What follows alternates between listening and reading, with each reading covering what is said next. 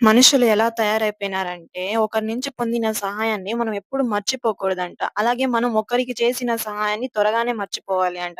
కానీ ఇప్పుడు మనుషులు రివర్స్ అయిపోయినారు. ఎందుకు అంటే చెప్తాను వెయిట్ చేయండి. ఇదొచ్చి సండే ఈవినింగ్ మినీ వ్లాగ్.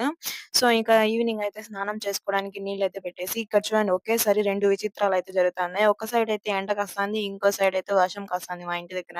ఇదేమో అద్భుతం అంటే, ఇంకా వచ్చి ఈవినింగ్ అయిపోయింది కదా! సో, మా మమ్మీ అయితే వర్షం పడతా ఉందని ఇక్కడైతే అన్నం చేస్తా ఉన్నారు. అన్నంతో పాటు స్ప్రింగ్ ఆనియన్స్‌తో అయితే బోండాలైతే చేస్తా ఉన్నారు గైస్. ఇక్కడ బోండాలు మా మమ్మీ వర్షం వస్తే చాలు ఇవి గుర్తుకొచ్చేస్తాయి మా మమ్మీకైతే. అవును. మీ ఊర్లో గూడా వర్షం పడిందా? ఇక్కడైతే చిత్తూరులో అయితే భలే ఘోరంగా పడింది వర్షము. అంత లేదు గైస్ ఏదో 2 చినుకులు పడిందంతే. ఇంకా ఈవినింగ్ 6:30 లోపల నేనైతే డిన్నర్ కంప్లీట్ చేసేసాను.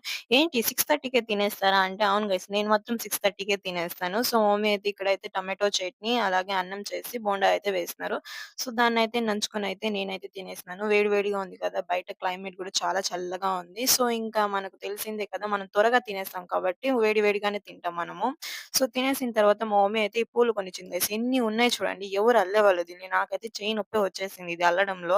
ఫస్ట్ స్టార్ట్ చేసిన నేనే అల్లేద్దాం కూర్చొని అని. కానీ నా వల్ల కాలేదు గైస్. ఇంకా మా మమ్మీకి హెల్ప్ అడిగితే మా మమ్మీ నేను చెయ్యను అని చెప్పేసినారు. సర్లే అని మనమే కాస్త అల్లుకుంటే సైలెంట్‌గా అల్లుతా ఉన్నాను గైస్. ఇంకా అవును మీకు మల్లెపూలంటే ఇష్టమా? ఈ పూలంటే ఇష్టమా? నాకైతే మల్లెపూలు గైస్. ఈ పూలంటేనే నాకు విరక్తి అల్లడానికి. కానీ ఇంకా అవ్వదు. మా మమ్మీ తెలిసిపోయింది మా మమ్మీకి గూడా. సో, అందుకు మా మమ్మీ గూడా కూర్చొని నాకైతే హెల్ప్ చేస్తున్నారు. నేను సగమే అల్లింది. మా మమ్మీ పూర్తిగా అల్లినారు. సరే ఈవినింగ్ అలా బయటికి పోయినాం. బయటికంటే ఏదో షికారుకి అనుకోకండి.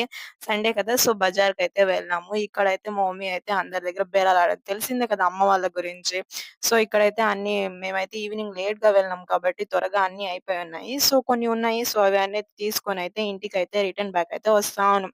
సో, దారిలో అయితే నాకైతే చికెన్ పకోడా తినాలనిపించింది. ఇక్కడ కొన్నాం గైస్ టేస్ట్ అస్సలే బాగలేదు.